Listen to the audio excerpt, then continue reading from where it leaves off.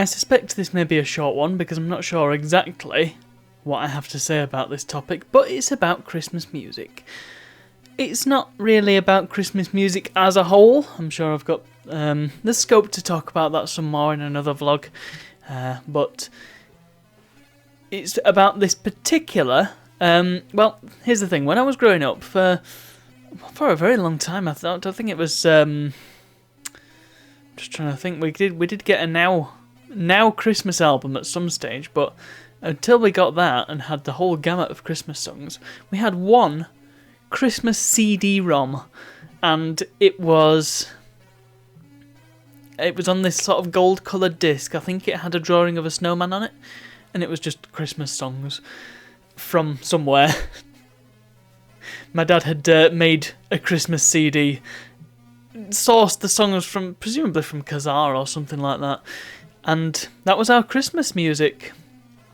Unless we heard something like out and about or on the radio. I mean, not that anybody in my household really listened to the radio, but unless we heard something out and about or at somebody else's house or whatever, those were the Christmas songs that we heard, and that was it. Once December rolled around, that disc was in my mum's car, and wherever we went anywhere, that was it. It was on. We'd put it on when we were doing the Christmas decorations. We'd put it on Christmas Day. We'd probably put it even on Christmas Eve, and maybe even some other times too. And that was it. That was our CD. It had 18 tracks on it. I've got the track listing in front of me here.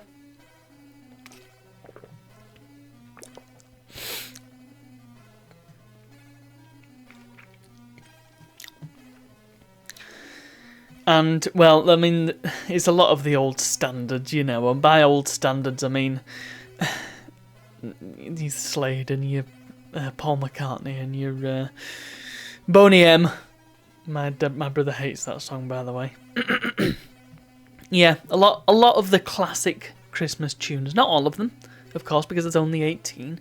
There's no Wham, there's no Mariah Carey on there. There's also no Jethro Tull. But we'll get onto that. It's just, I find it interesting that when I was younger and when we were growing up, we just kind of put up with listening to the same thing over and over.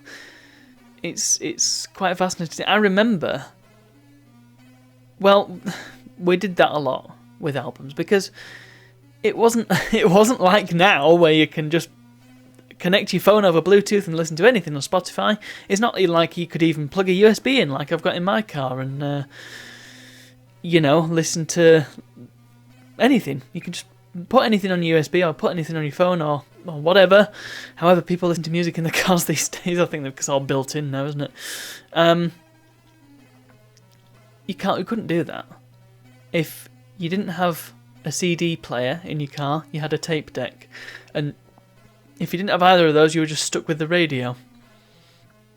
And so, if we wanted to listen to our own music, we just had to put a CD on. And my mum's car, and even my car, I mean, I had to install my own aftermarket USB player thing to be able to play off USB, because up until then I had to listen to CDs, and my car was just full of CDs. My mum always had a stack of CDs in the front of the car, and CDs in the side pockets on the doors, CDs in the back, CDs all over the shop. If she wanted to listen to anything in particular, like say Replicas by Gary Newman, she might say, "Oh, is Replicas at the back?" And you'd look in the door and say, "Oh, it's not at this side, is it at that side?" And you have to be hunting around for this CD, and then you have to open it up and then put it in the faff, absolute faff. But that's by the by, because it was such a faff. I think that actually is fairly relevant. Because it was such a faff, you didn't really want to change the CD all that much, and so you just ended up listening to the same CD on loop. And I remember certain discs that we used to listen to, they felt a lot longer when I was little. It probably because they were on all the time, and I was sort of drifting in and out of being aware and conscious of what the music was doing. It was kind of just on in the background, so you weren't listening to it. You know, you were hearing it, but you weren't listening to it. And so albums used to feel longer, and the Christmas CD was probably the same sort of deal. because it was the only Christmas CD we had, and because it was on all the time, you probably just zoned out of it after a while, and so it felt a lot longer than it was.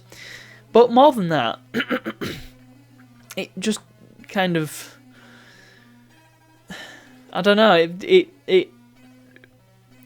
We never even thought to make a new one, and it wasn't as easy to just get hold of songs to put on a CD back then. I mean, you know, you could go on LimeWire or Kazaa or whatever, but it was never straightforward, because invariably you'd download something and it was probably the exe file renamed an MP3 and it was full of viruses.